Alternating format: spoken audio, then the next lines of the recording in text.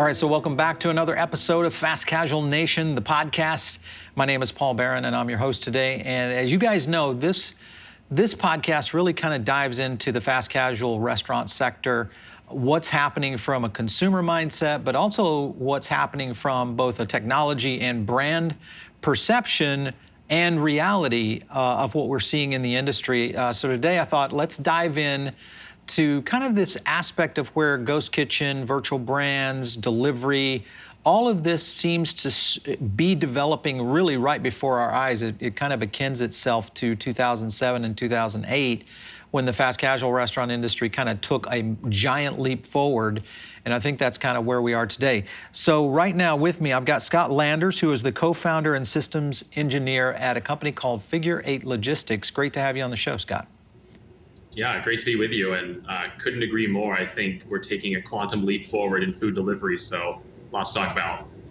Yes, for sure. Scott, let's learn a little bit about Figure 8 and kind of your business model and also the business itself. You guys are kind of a bit of a cagey company, hard to find unless you kind of know where you're looking, that kind of thing. Kind of tell me a little bit about what you guys are up to.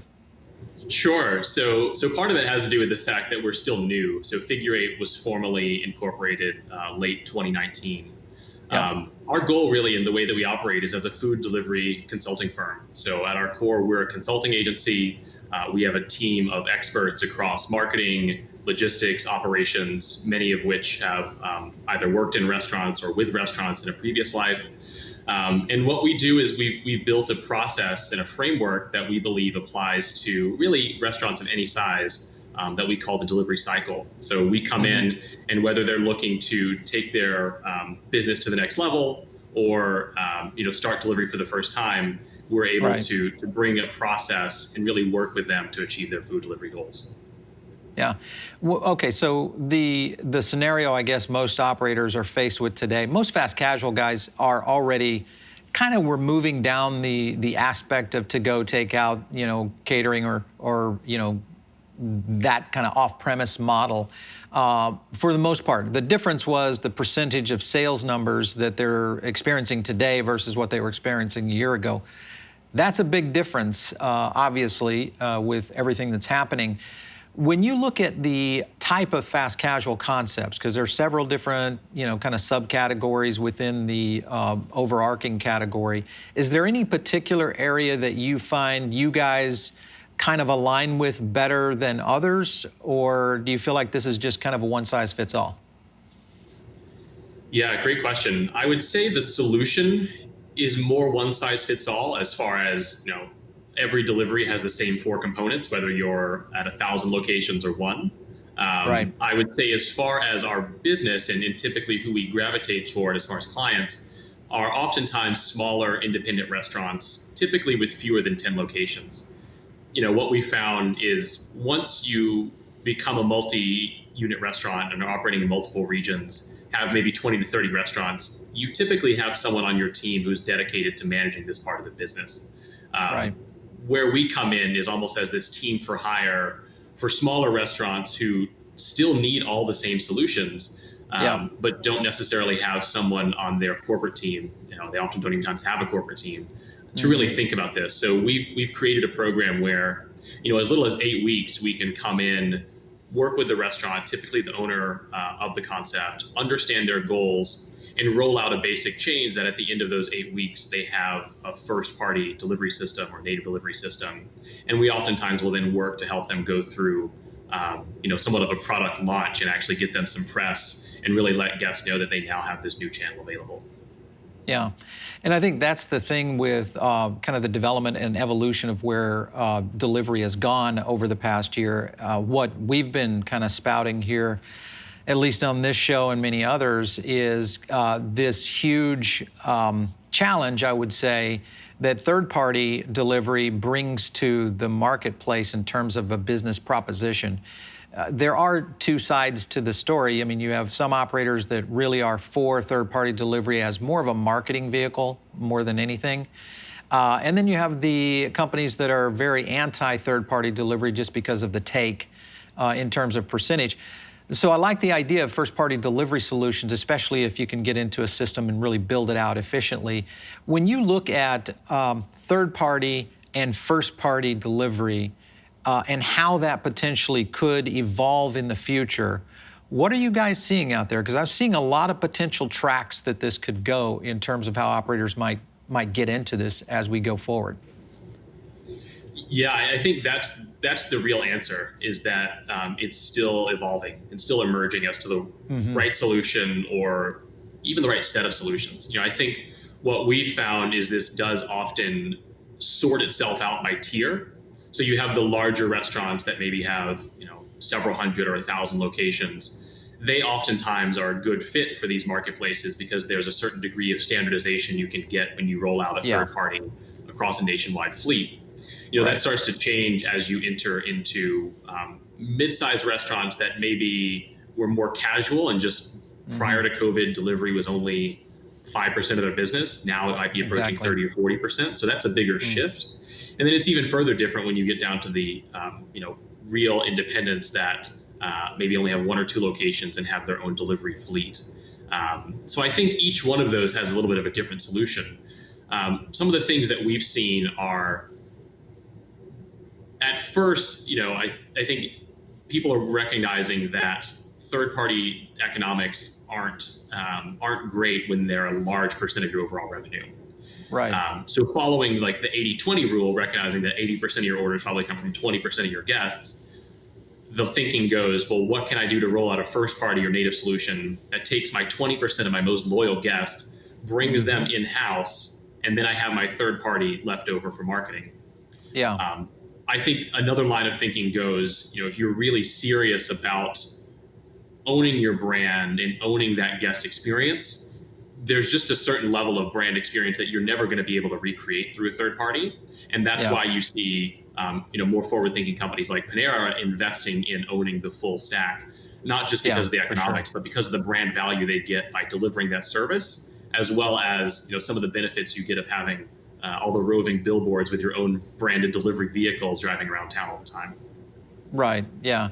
And I think you're dead on with that in terms of how operators are looking at this as a potential brand delivery system, because that's kind of one of the big pitfalls that you do face when you're in third party, is you do lose care, custody, and control of your own brand, because it's starting to move out, obviously, with an unidentified delivery driver. You don't necessarily know what's happening other than, what Uber or maybe Postmates is telling you.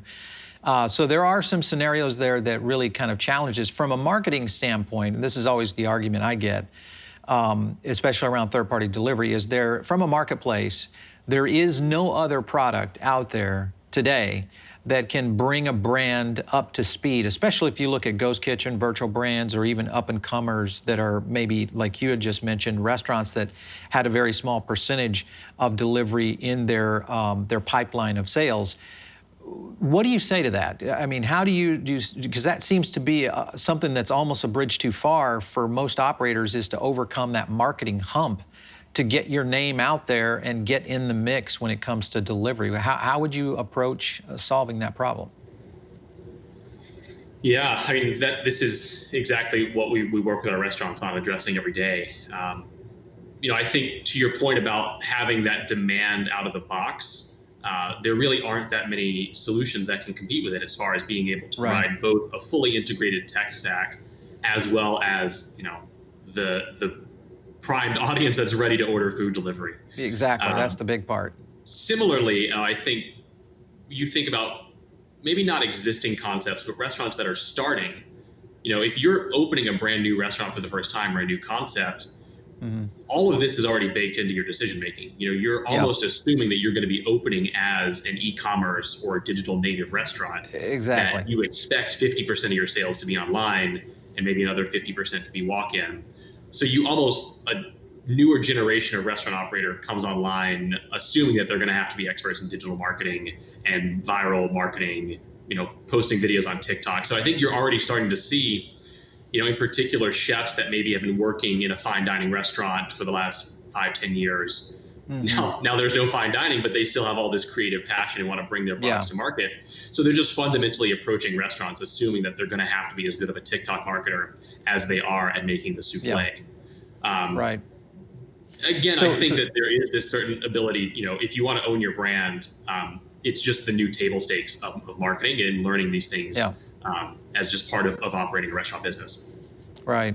This is something I talk a lot about here on this show, and that is, I call it the Trojan horse of building your customer base. And, for years we've put in, and I've argued this with brand leaders around the world about Facebook. For years we've grown our audience. We paid, in most cases, to build that like audience for so long. And then, of course, Facebook, several years back did a flip on us and pretty much said, now you have to pay to actually reach the audience that you paid us to build. So in the look and understanding of what's happening on social media, whether it's TikTok or Instagram, or you look at Twitter and kind of where that cesspool is going, and then Facebook, is it possible for brands to go in and truly do social conquesting to get customers into their business through social media still in this day and age, or is that ship sailed? I think, to your point, kind of the era of easy social media has sailed. We've seen not only have they actually changed the algorithms, right? Mm-hmm. But to your point, you're always one code change away from your audience being highly resonant to going and losing all your likes. So I think that era of just, getting an influencer, building your account, kind of working your way from 10,000 to 100,000 followers is, maybe it's over. I'm not a social media expert, but I think it's declining. Yeah. I do think, however, that there are opportunities for very niche concepts, maybe with one or two locations, to kind of cut through the noise, particularly going off of some of the social media channels and just leveraging the power of Google search and search engine optimization. There's a strategy that pays longer term dividends, which is the more unique you are, you may never have that mass appeal, but you will, start to generate a highly resonant audience that, really is looking for what you're offering. I think it's similar to looking at a casual dining concept that kind of could appeal to everybody with the burger, or the salad, or the cheesecake. Now just saying, you know what, maybe we're not going to be a mass appeal casual dining concept. We're really just going to focus on salads and what we can do in a more specific menu to address a smaller but maybe more active and engaged audience. Yeah. Well, it's and again, I talk about this too, and that is you have an opportunity today, and there's many cases where brand executives are saying, hey, well, our social media audience is growing and this is happening, and I say, well, that's the worst thing that can happen. If the social media audience is growing, that means your base or email list or user base to your loyalty program is not growing, or at least at the same pace. Now, if that's growing off of social media, you should be using social media really as just what it is. It's a pure advertising vehicle. Forget about growing audience there. Just figure out how to reach audience. And that's probably going to give you at least some level of equality in terms of trying to reach this end consumer versus going the route of the third-party marketplaces, which is really kind of the captive audience, in the app. Of course, that I think has probably got a limited lifespan out there. When you look at Uber, Postmates is now going public. All these kinds of things are shifting. All right, so with that being said, let's talk about technology now, because some of these operators are maybe for the first time dealing with an app or dealing with an e-commerce system within their own website platform. Are those the biggest challenges you see in terms of spinning somebody up to really dominate delivery is in the technology side, or do you feel that it's more of the operational side that they're struggling with? I think the technology side is what they're struggling with. Most restaurant operators are really good at figuring it out, and kitchens kind of have this feel of we're going to make it happen. But at a certain point, technology, you can't just make it happen and overcome those challenges with good operations. So we really focus on getting the technology stack set up front. Because the other thing that we hear a lot of times is, well, I rolled out Square 2 years ago and the loyalty program didn't work then, and I never revisited it. It's like, okay, exactly. Square's really changed their loyalty program in the last 2 years. You got to revisit this stuff. I think there's a certain degree of change management that technology just changes much quicker than restaurant operators are used to. and you've got to stay on top of it. Yeah, for sure. That being said, once you can get a good understanding of the technology, build a highly integrated, very simplified and streamlined technology stack, it oftentimes should be kind of unseen, which is if you have third-party delivery, for example, you're using Toast as your online ordering and Toast as your POS, the order should just pop up on your KDS the same way as somebody ringing it in at the register. But if you don't have that set up and you have one system that does your online ordering, one system that does your POS, and another system that does your delivery, you're always going to be fighting that operation. So we really spend a lot of time understanding the goals, streamlining and simplifying that technology up front, because the more simple it is, oftentimes the more resilient and operationally successful it's going to be. Yeah, and I think you're right. The development of some companies have really accelerated. Obviously, in this past 9 months, we've seen probably more advancement technology-wise in the restaurant industry.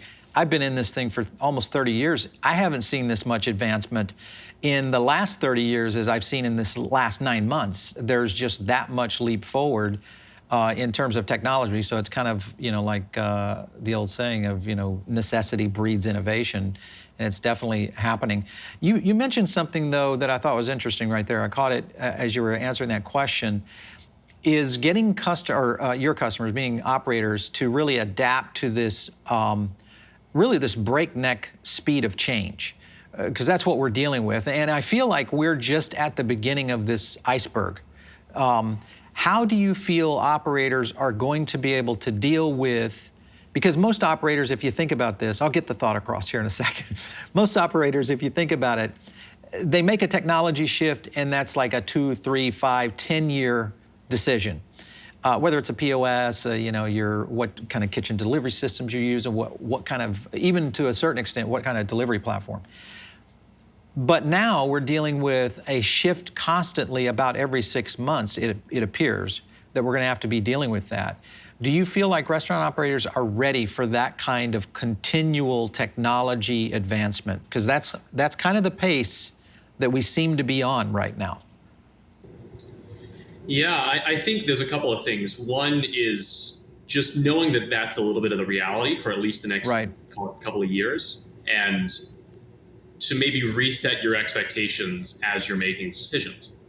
Now's not the time to make a 5-year decision around delivery technology. Exactly, yes. Now's the time to kind of optimize for the next 6 to 12 months, right?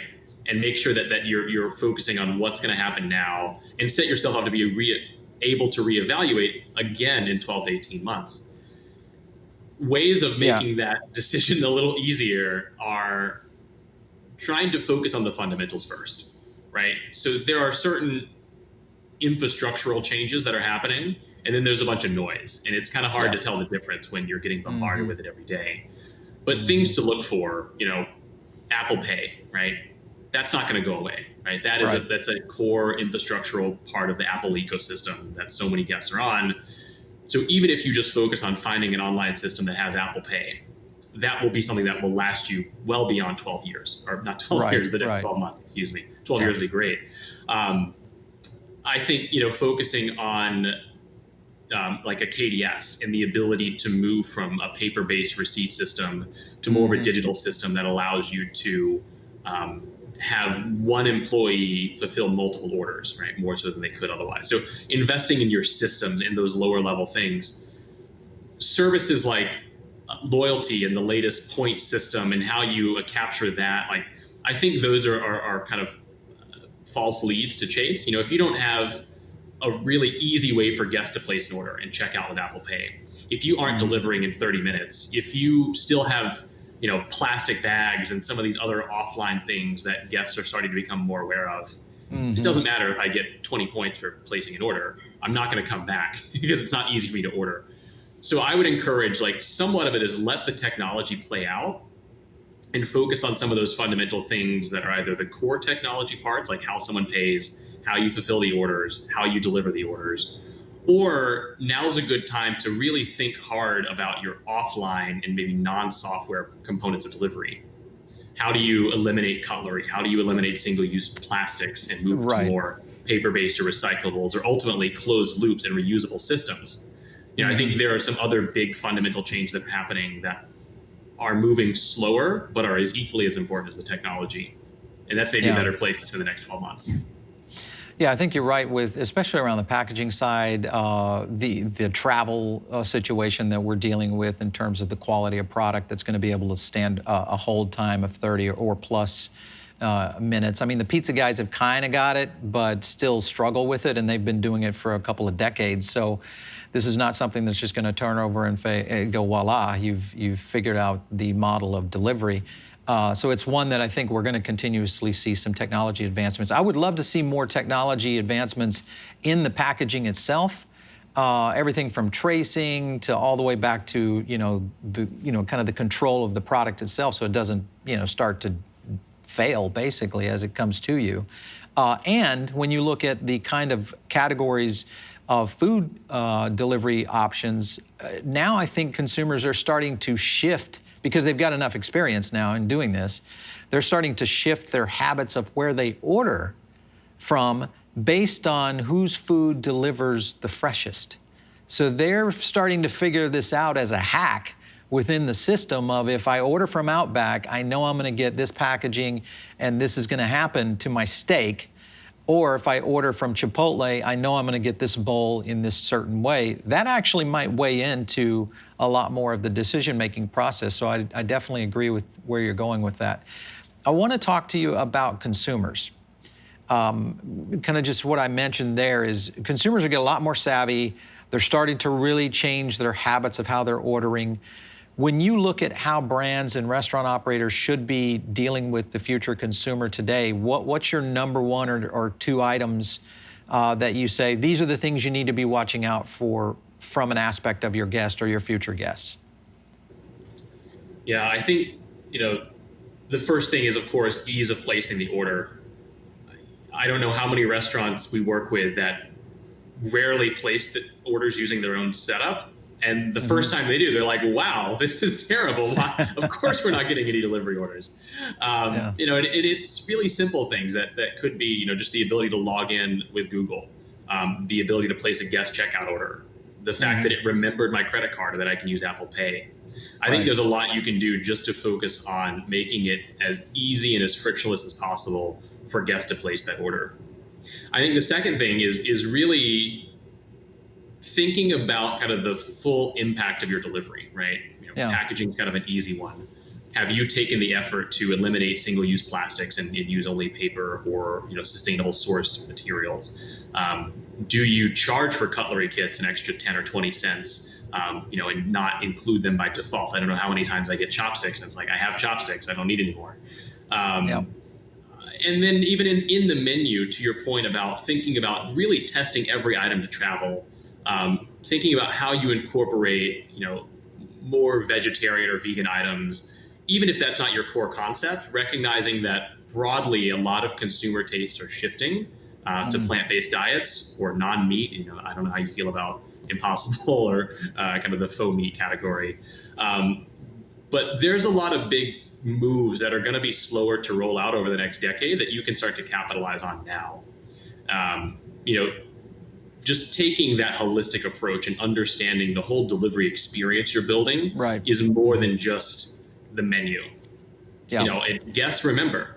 People will reorder from a place again and again if it's a good experience, if it's zero waste, if I know I can pick up the phone and call the operator. I think there's a lot that restaurants can do to position themselves and create experiences that can't be replicated on a third-party marketplace, right? There's a certain level of if you have your own driver and if you have a closed loop system, that's just never going to happen on one of these third parties. But if you can position yourself, very specifically and in a way that you start to build a moat because, we can only offer this and you can only get this amazing experience if you come direct. And by the way, the prices will be lower for you as a consumer because you're not charging, the extra 10% service fee, or we're not increasing our prices to make up for the 20% commission. We're able to give you the most efficient pricing when you come direct. Well, and I think that's a great proposition for most operators if they're not already doing this with their existing guests, really making those guests understand you should be. I've pretty much eliminated UberEats and Postmates unless it's a dire need because I can't get there. to go pick something up. Grocery is typically the model, or somewhere like Costco or something like that, more utilitarian. But for my daily, I'm going to eat lunch or dinner and I'm going to go do takeout, I'm going by to pick it up, and I've ordered it online or through their app, whatever that model might be. So I definitely see the consumer behavior starting to change, especially as they start to really understand the elements behind third-party delivery and what's happening. And I think the veil has been dropped over the past 9 months, where consumers are really starting to understand this. Now, you still have the habitual ones who just have to use UberEats because that's kind of what they've been bred into. So it's going to be interesting to see how operators kind of evolve that model and get people to really come back to what really could be a better solution for both our planet, but also for their own well-being in terms of food quality, safety, all that good stuff. And I think you're absolutely right. A lot of these firms will, as they're catching up. I've had friends that only ordered from the same chain restaurant through a third party, and I suggested them just kind of casually, why don't you try ordering directly? She downloaded the app. A branded kind of person showed up with a polo shirt, and they asked, how was your meal? We have a couple of questions, and she was over the moon. And she'll never go back to that third party again, because she now knows that once someone like Chipotle has made their app so good, it's better. It's a better experience overall, and the software is easier. So that reverse switch out of third party to first party can be really powerful if the first party experience is very thoughtful. Well, yeah, and I think you hit on it, is that, guest service and kind of that guest engagement that we've been building on. If you think about the hospitality industry, what we were built on was that real face-to-face communication opportunity that really kind of made a restaurant successful or not successful. Today, that's pretty much been thrown out the window, and we have to do all of that in a digital front. And so if you don't have your act together, from a digital front aspect in terms of guest engagement, guest satisfaction, all those touch points that you would normally deliver with a human, and it now has to be done through some sort of interface, whether it's an app or a website or, whatever solution you're using, that's going to be the tell, I think, for successful brands and then the brands that fail in the coming years down the road. All right, I want to get your opinion. We'll wrap up here on a few areas that are evolving very fast. I'm kind of just curious, quick answers on whether you think this is something that's going to really elevate and move forward, or if you think it's just kind of a fad and just kind of is where it is. Let's talk about ghost kitchens, virtual brands. Do you think that's something that's going to stay with us in the future? I do. I think there's a lot of variations of how they're coming about, and not all of those variations will last. But there are a few fundamental things, the ability to have 12 different restaurant operators under one roof, the ability for an existing restaurant to spin up a virtual brand that might complement a different day part, particularly if it's a brand that they can own and have the IP behind it. I think you're going to see kind of a flourishing of new concepts and new business models, many of which will stay, because I think there are some fundamental changes and efficiencies that have come about because of this. Yeah. Real estate's taking a huge hit for fast casual brands, especially in urban centers. You have companies like Zool, you have companies like Reef, who are really leveraging kind of either centralized space or unused space, in Reef's case being, old garages of parking lots, to basically energize delivery points. What are your thoughts on these centralized locations in urban centers that take over what we used to have in, 15 blocks of restaurants? What are your thoughts on that? Yeah, I think urban centers are really interesting because most of that demand went to corporates or businesses, which may or may not be back until, I've heard some projections is Q2 2022. Right. So in that case, if the people aren't there, it doesn't really matter. To that end, though, I think as they come back, what you'll see are, instead of a restaurant chain opening up 15 brick and mortars in Manhattan, they might have 3 or 4 flagship restaurants that provide that experience that guests want to come to. And then the rest will be market infill with ghost kitchens. You think about a Domino's, part of the reason it's so successful is because they have so many locations that they can deliver to you in 10 minutes. Domino's, in a sense, was the original ghost kitchen before it had a name. Oh, yeah. Yeah, for sure. All right, so real estate we've touched on, ghost kitchens. Now let's talk about whether or not you think restaurant, or at least fast casuals, when you look at the growth of fast casual and where it is today, because it's one of the few categories that has somehow weathered, not all, but for the most part, has weathered this storm at least up to now. Obviously, all bets are off if we get another, massive lockdown. But do you think consumers are going to stick around and come back into restaurants in 2021, or do you think we're going to see that really continuing to dominate in terms of delivery and takeout as the prime growth model for next year? I think you'll see, maybe not fine dining, but somewhere between fast casual and fine dining will return for indoors. If I can have an experience and it's worth sitting down at a bar, getting a drink, having a nice plated meal or something that I can't really get delivered, I'll go out and sit down for that. It's just a fast casual, I think I might be more inclined just to pick up and deliver. So I think you had mentioned something earlier, which was the flourishing of what we now think of as fast casual started in like 07, 08, 09. Yeah. I think part of the reason they've been more efficient is because in that transition, they went from casual dining with large dining rooms, kind of cut down the front of house and just had the kitchen. We're going to see, I think, another further consolidation of the physical footprint down to almost more pickup to go windows, to where you don't need 2,000 square feet, you might only need 500, and you can run the same volume out of that smaller footprint. So I think it'll force, either dine-in experiences to be nicer and more thoughtful, and then the typical fast casual economic model I could see skewing from 40% delivery to 80% delivery. Yeah, for sure. And I've talked to so many operators that are kind of moving in that direction. Unit economics is kind of the flip side of where it was in 07 and 08.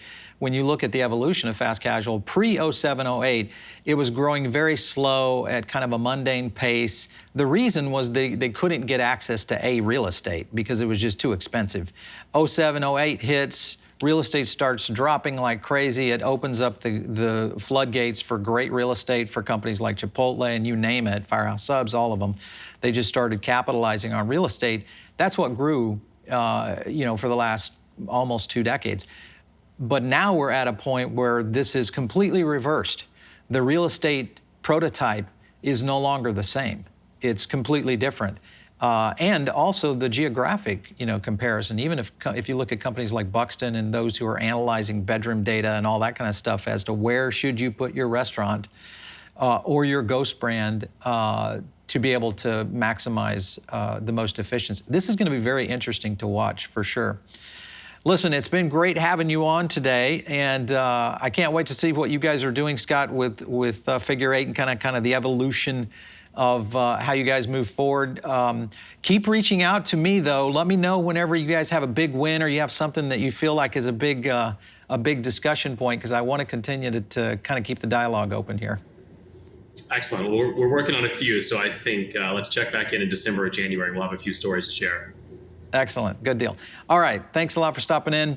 For you guys, we have some big news coming up here on Fast Casual Nation, and that is that there is going to be a very interesting website that we're getting ready to launch that is really going to be focused on operators first in the fast casual category. You guys may know from when I started fastcasual.com a few decades ago, that was kind of my mission. And the goal for what we've been doing on this podcast and this TV show for the last 5, 6, 7, 8 years is really to kind of tell the amazing stories of operators.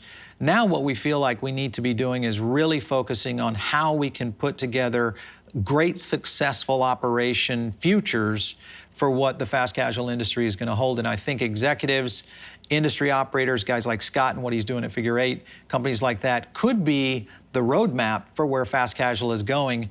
Stay tuned right here. Watch my Twitter feed at Paul Barron. We will be releasing some big news in a very short time on what we're going to be doing around the fast casual category. One particular thing that do not forget is that we do have Recover America, which is our virtual event series. Make sure you just go to virtual.foodable.io. You can check the link either in the description below Or if you're catching this over on the blog post, just hit the link and you'll be able to jump to that. That's a virtual event that's got Robert Irvine on it and a ton of other great restaurant industry experts, and it's coming up. We're doing multiple series on that. Again, last point is if you have an idea for a show, idea for Fast Casual Nation, maybe you have an executive or maybe you have a product or a service that you think really fits into this industry, send us a note. Just do that at producer@foodabletv.com, and of course, hit me up on Twitter @PaulBaron. We'll catch you next time right here on Fast Casual Nation.